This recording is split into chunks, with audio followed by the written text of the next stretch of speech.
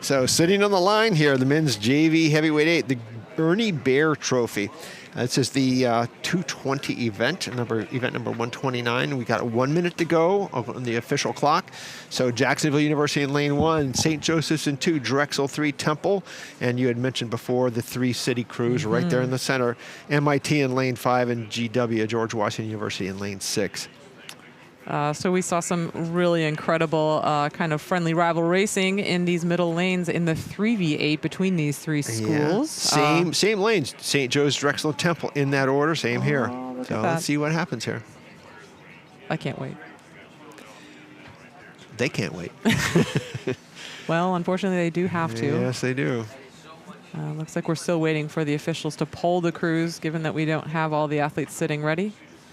And there we go. We got the Jacksonville blades in the water now. These athletes just getting their blades set so they're ready for that first stroke. I remember sitting in the line many times where I start yawning. I'm like, no, not now. But your body getting ready for what you're going to put it through. Yeah, everyone's body has a different physiological response to this nervousness and stress, and yawning is actually a very common one. Ooh, Jacksonville a little bit slow on the pickup there off the start. Maybe a half a stroke off. Yeah, but Drexel right on top of it.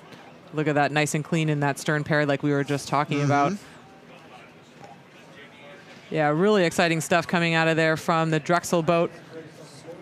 And here's our wonderful women's JV 8 graphic, just showing you again, it was the Grand Valley boat that took the gold medal here in this event. Chased nice and hard by Connecticut, but Connecticut coming up just a little bit short here in the last 250. Yeah, about 2.5 seconds, a little over half a length. But again, looking at these 8s, these are going to be some of our fastest boats at the regatta this weekend. Just so much power and speed in these men's 8s.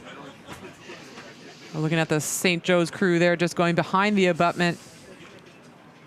So just a little comment here about your body needing oxygen. Usually you have stored energy out here. Your body will start going into oxygen dead about 1 minute and 10 seconds into your race. So you've got to be breathing. A lot of times you'll find early on in your rowing careers, the rowers don't breathe enough, and you got to remind them to make sure you're getting this air going in and out. If you don't get a good volume of air going in or get a good warm up in, your body hits a wall about 1 minute and 15 seconds into it. Sometimes it's hard to get out of that.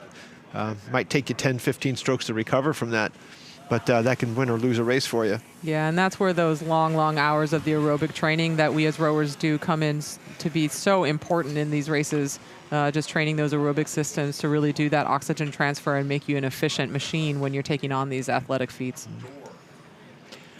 So looking at those outer lanes, that's Drexel in the center of your thing, making their turn just to the left of the abutment, and on the right-hand side, Temple, other way around, that is Temple making the turn in lane 4, Drexel on the right-hand side of the abutment making that turn as well.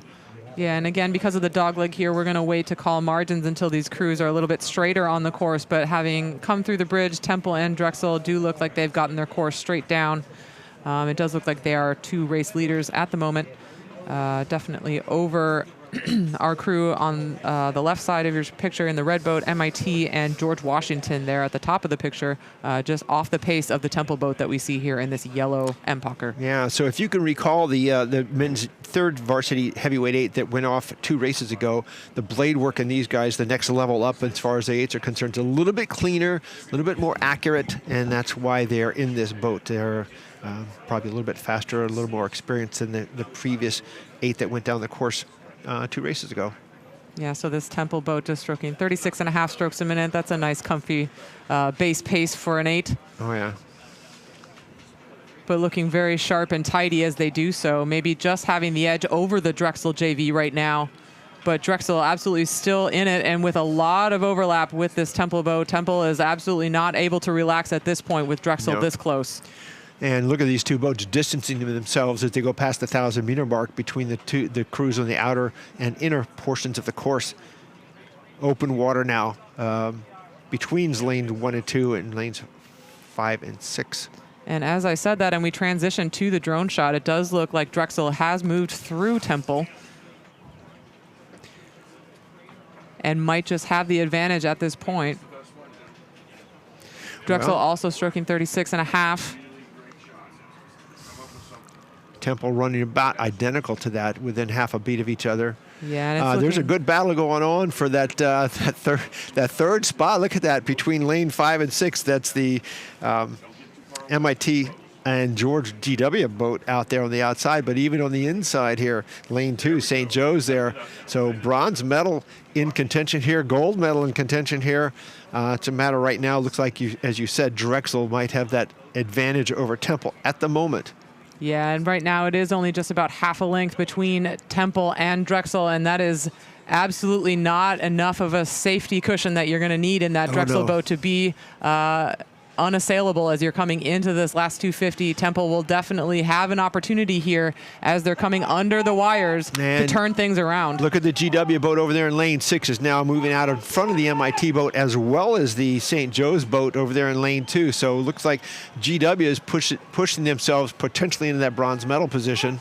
Yeah, it does look like Drexel is pushing here to try and extend that lead over Temple, trying to create a little bit more of a cushion between themselves and the Owls as they're coming through the island now. Oh, and Drexel just taking it to town here.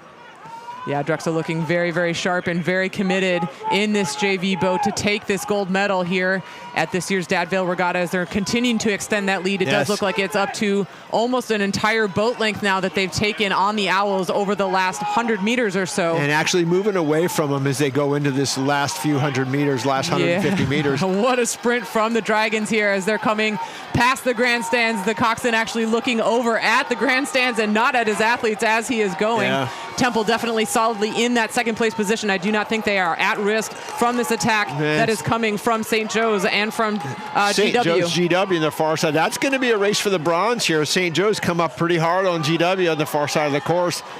Yeah, it does look to me like GW is continuing to move. St. Joe's maybe not quite with the pace that they're going to need. MIT doing a nice job to finish up this race as well.